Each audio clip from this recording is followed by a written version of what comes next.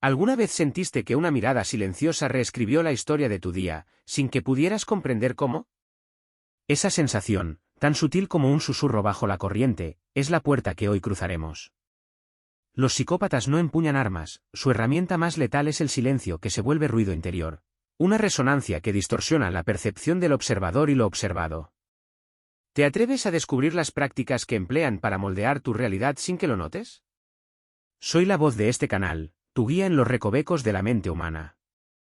Un psicópata, según la psicología profunda, es aquel que ha desdibujado el velo entre el yo y el otro, operando bajo un paradigma de percepción donde la empatía se vuelve opcional.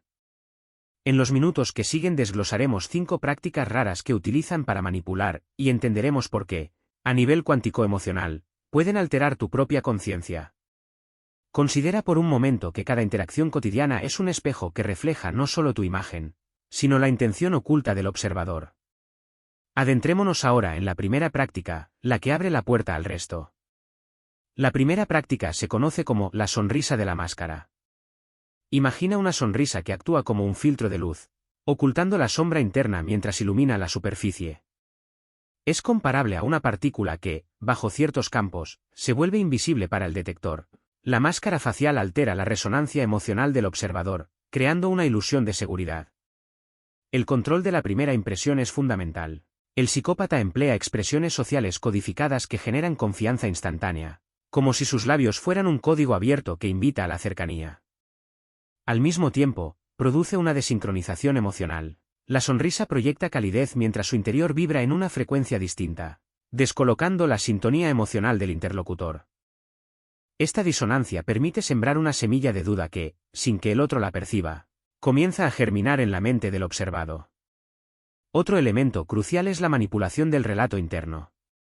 Al acompañar la sonrisa con una narrativa sencilla, como todo está bajo control, el psicópata refuerza la ilusión de estabilidad. La mente humana tiende a buscar patrones coherentes.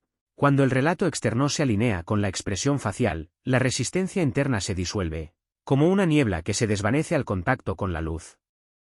Así, la sonrisa no solo oculta, sino que también construye una nueva realidad, un paradigma de percepción donde la verdad se vuelve maleable.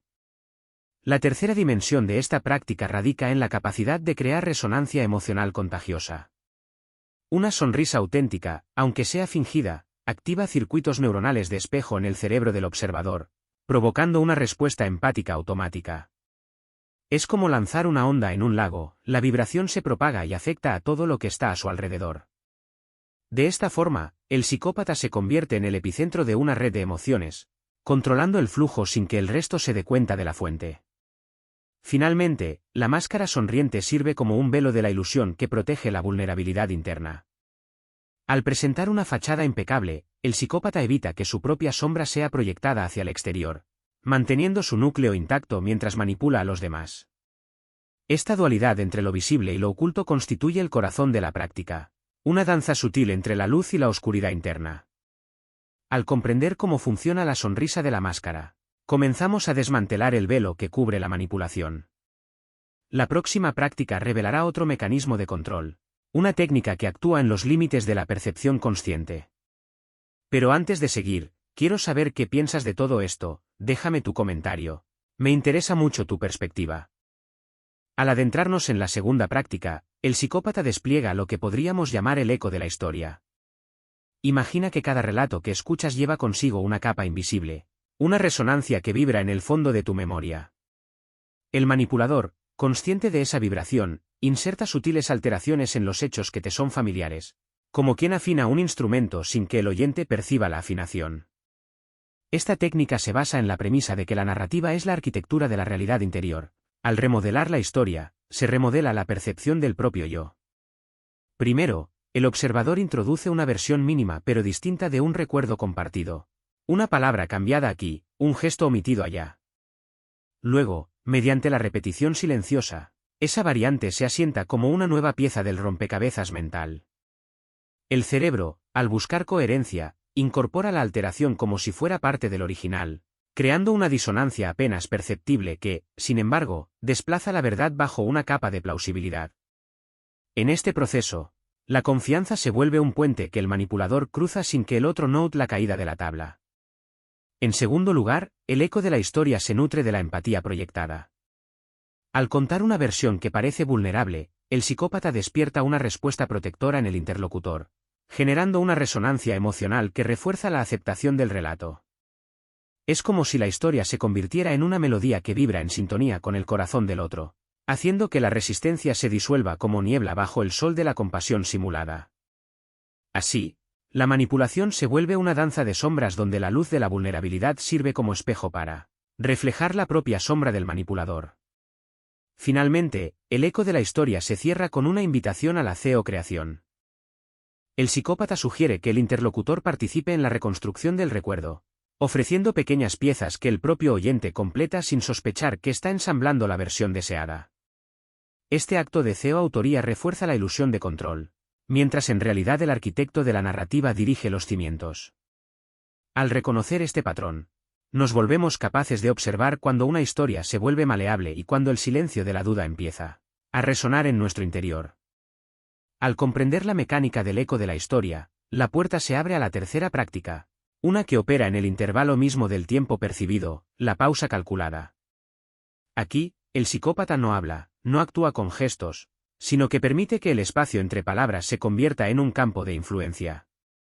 La pausa, cuando se sustenta con intención, actúa como un imán que atrae la atención del observador hacia lo no dicho, generando una expectación que el cerebro intenta llenar con sus propias suposiciones. En ese vacío momentáneo, la mente proyecta escenarios que a menudo favorecen al manipulador, pues la incertidumbre es un terreno fértil para la sugestión. El primer componente de esta técnica es la sincronía respiratoria. Al respirar de forma pausada y deliberada, el psicópata crea un ritmo que el interlocutor tiende a imitar inconscientemente, estableciendo una sintonía que facilita la inserción de ideas en el flujo de la conversación. Cada inhalación contenida y cada exhalación prolongada actúan como una señal que marca el tempo de la interacción, permitiendo que el manipulador inserte conceptos en los momentos de mayor receptividad. En segundo lugar, la pausa calculada se apoya en la anticipación cognitiva. Cuando el oyente percibe que algo importante está a punto de surgir, su atención se agudiza, y su pensamiento se vuelve más flexible, dispuesto a aceptar nuevas informaciones. El psicópata, consciente de este fenómeno, inserta la información clave justo después del silencio, asegurándose de que el mensaje reciba la máxima absorción emocional. Es como lanzar una piedra al centro de un lago. La onda que se genera después del impacto se extiende y cubre toda la superficie, llegando a los bordes más lejanos. El tercer elemento se manifiesta en la creación de una atmósfera de misterio. Al dejar espacio para la imaginación, el manipulador permite que el interlocutor complete la escena con sus propios temores o deseos, lo que genera una identificación profunda con la propuesta implícita. Esa identificación convierte la pausa en un espejo que refleja los anhelos internos, y la respuesta del oyente se vuelve una confirmación tácita de la intención del psicópata. En este proceso, la vulnerabilidad del silencio se vuelve una herramienta de poder, pues el vacío se llena con la energía emocional del otro. Con la comprensión de la pausa calculada, la cuarta práctica revela una faceta más sutil, el espejo invertido. En esta técnica, el manipulador refleja al interlocutor una versión distorsionada de su propia imagen, pero con una inversión que desorienta la autopercepción. El espejo invertido no es simplemente una réplica, sino una proyección que gira los atributos internos, resaltando los defectos percibidos mientras minimiza las virtudes. Al hacerlo, el psicópata genera una disonancia interna que debilita la confianza del observador en su propio juicio. El proceso comienza con la identificación de los rasgos que el interlocutor valora o teme. El manipulador, hábil en la lectura de microexpresiones, extrae esos elementos y los presenta de forma invertida, como si fuera un espejo que muestra el reverso de la cara. Por ejemplo, una cualidad de liderazgo puede ser mostrada como autoritarismo, mientras que la generosidad se transforma en dependencia. Esta inversión crea una sensación de desalineación que el cerebro intenta resolver, y en esa búsqueda, la mente del observado se vuelve más receptiva a las sugerencias externas. El segundo paso involucra la amplificación de la disonancia a través del lenguaje corporal. Al adoptar posturas que contradicen la autoimagen del interlocutor, el psicópata refuerza la percepción de incoherencia interna. Cada gesto, cada movimiento de las manos, actúa como una señal que confirma la inversión narrativa, consolidando la sensación de que la propia identidad está en juego. En este estado, El observador experimenta una vulnerabilidad que el manipulador puede canalizar hacia la aceptación de sus propuestas, pues la reconstrucción de la autoimagen se vuelve una necesidad urgente. El tercer componente se apoya en la reconfiguración emocional. Al provocar una respuesta de incomodidad o duda, el psicópata abre una puerta para que el interlocutor busque una solución externa. Esa solución, sin embargo, suele estar alineada con los intereses del manipulador, quien se posiciona como guía o salvador. El espejo invertido, por tanto, no solo refleja una distorsión, sino que también crea una dependencia emocional que facilita la influencia posterior. Al interiorizar la dinámica del espejo invertido, la quinta y última práctica se presenta como la culminación de los mecanismos descritos, el regalo del vacío. En esta fase, el psicópata ofrece al interlocutor la ilusión de un espacio libre de imposiciones, una aparente ausencia de agenda. Sin embargo, esa aparente generosidad encierra una trampa sutil, pues el vacío se convierte en un lienzo en blanco donde el manipulador puede pintar cualquier forma deseada. El regalo del vacío es, en esencia, la promesa de libertad que, al aceptarse, genera una deuda psicológica que obliga a corresponder. El primer aspecto de esta práctica radica en la creación de un entorno de confianza aparente. Al retirar las demandas inmediatas y permitir que el interlocutor se exprese sin restricciones, el psicópata parece renunciar al control, lo que produce una sensación de gratitud profunda. Esa gratitud, sin embargo, se transforma en una obligación implícita. El observador siente que debe corresponder al gesto con lealtad o apoyo, abriendo la puerta a la influencia futura. En segundo lugar, el vacío ofrecido se llena gradualmente con estímulos que el manipulador introduce de manera casi imperceptible. Cada comentario, cada gesto, cada referencia sutil, actúa como una pincelada que define el contorno del lienzo. El interlocutor, al no percibir la intervención directa, acepta la configuración como propia, creyendo que ha surgido de su propia iniciativa. Esta técnica se asemeja a la forma en que el agua toma la forma del recipiente que la contiene, adaptándose sin resistencia a la silueta impuesta. El tercer elemento consiste en la consolidación de la dependencia emocional. Al haber experimentado una aparente liberación, el observador asocia esa sensación con la presencia del manipulador, creando un vínculo que refuerza la necesidad de mantener la relación.